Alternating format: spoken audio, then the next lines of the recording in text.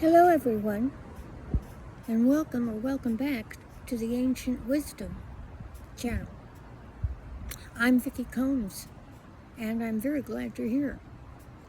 So let us pause for a moment, take a couple of deep breaths so that we come into coherence with each other as we discuss this very important issue of how to properly deal with the ashes, or cremains as they're officially called, of our deceased loved ones, be they human or pets. On Sunday, May 31st, a dear friend and I walked into a very sacred fairy ring in a very sacred grove near where we live. There, scattered on top of the ground, were the cremains of someone.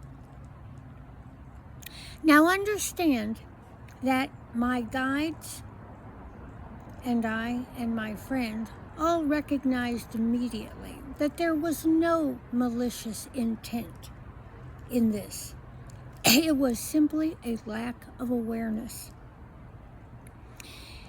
They simply didn't understand the energetic consequences of leaving someone's ashes above ground in such a very sensitive, sacred space. When that happens, the breath line, or how to say, the soul imprint of the deceased is left ungrounded.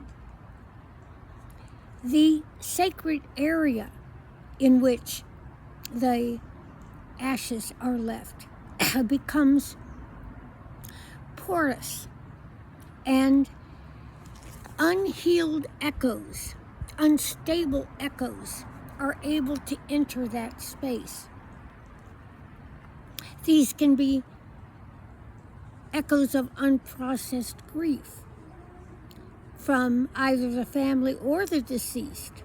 They can be echoes of rage. They can be echoes of displacement from the ungroundedness of the deceased.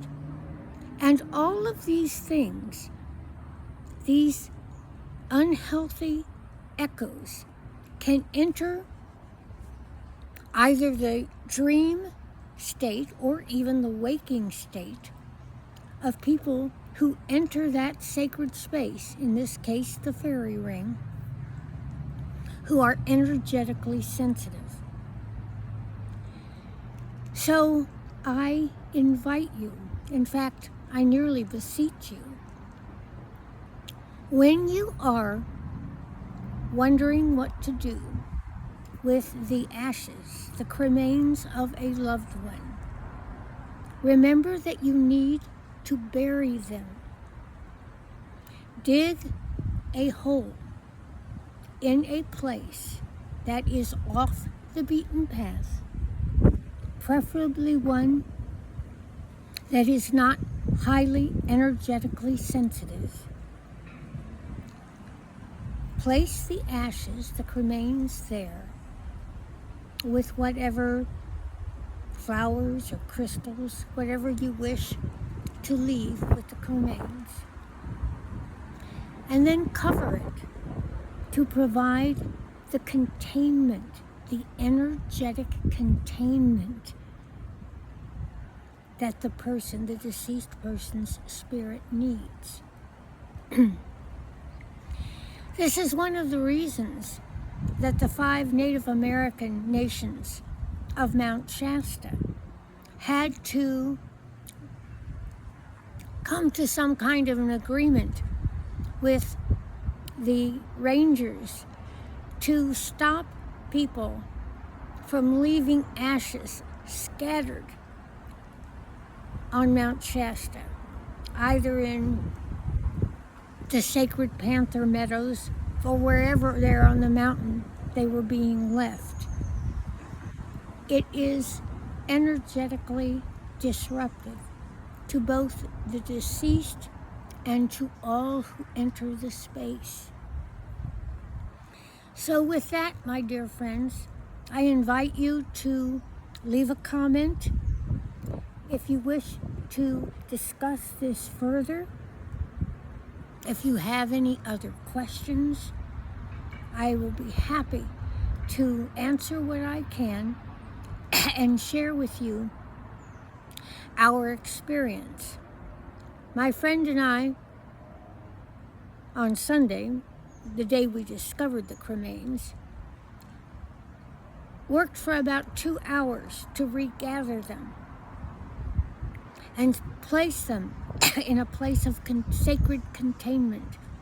And then I went back the next day, Monday, June 1st, and collected the rest and placed them in the same sacred space of containment.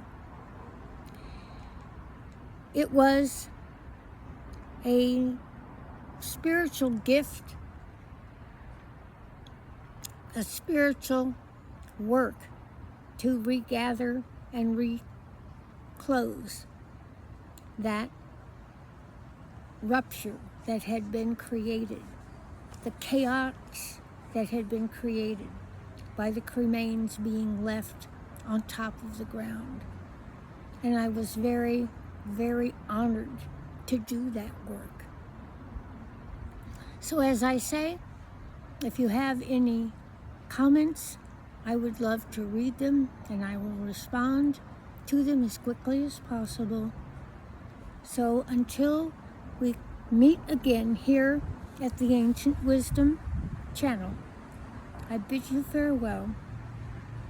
And if this was helpful to you, I invite you to like and subscribe and share. Until next time, take care, and I will see you again.